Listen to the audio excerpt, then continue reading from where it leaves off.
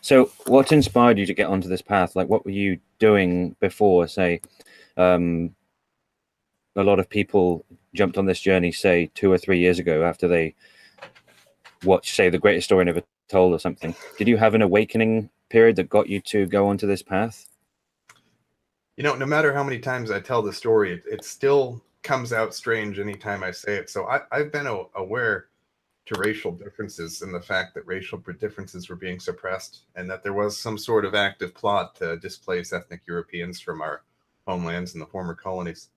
I've known this my whole life. I've been even writing about it since I was a teenager, but I wasn't.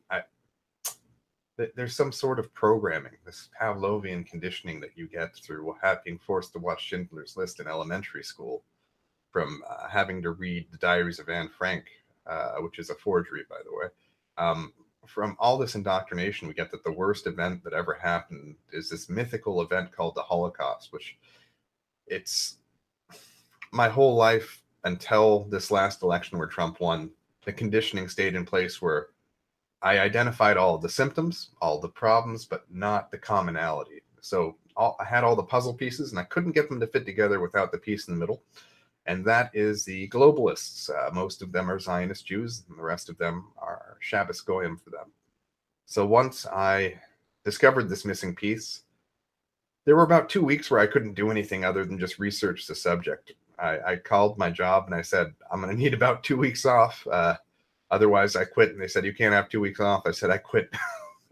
So I then proceeded to read for about 3 months. And really, I read Culture of Critique and I tried to disprove the thing. I didn't want this stuff to be true. And that's the worst part about this story is my whole life I've been trying to figure out what's happening to white countries. When I lived in Germany, I saw them on the path to destruction. Even in the turn of the millennium, they were still almost completely white. There was a large Turkish minority that was growing, and even then, I said, "This is terrible. You can't have a foreign outgroup that's not assimilating, just coming and growing." And this is back when I think they only had a third as many non-ethnic Germans in the country as they do now. I mean, they've replaced like 2% of their population in the last few years. They've replaced something like 10% of the people under age 30.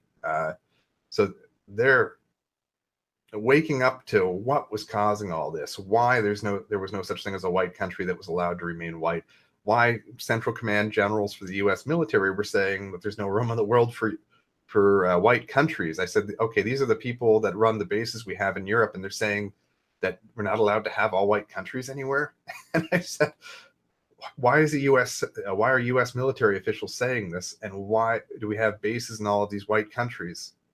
And I started to put the pieces together after I read Culture of Critique, and then I went on to read National Socialist literature.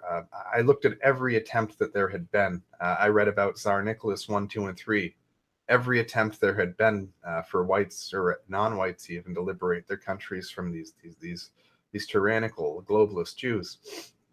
And right now I agree with a lot of other groups where I believe a sense of identity is the most important component in liberating ourselves. We've been atomized. And yeah, right now I'm under media silence, troubleshooting how to figure out how to escape this shroud that the media has thrown up around me, because I get interviewed by the news all the time and they never post any of it. And this is the same problem that Rockwell faced at first. He had to go through stunts. And so I'm trying to figure out what the best tactics are for garnering attention, even if I'm at first demonized.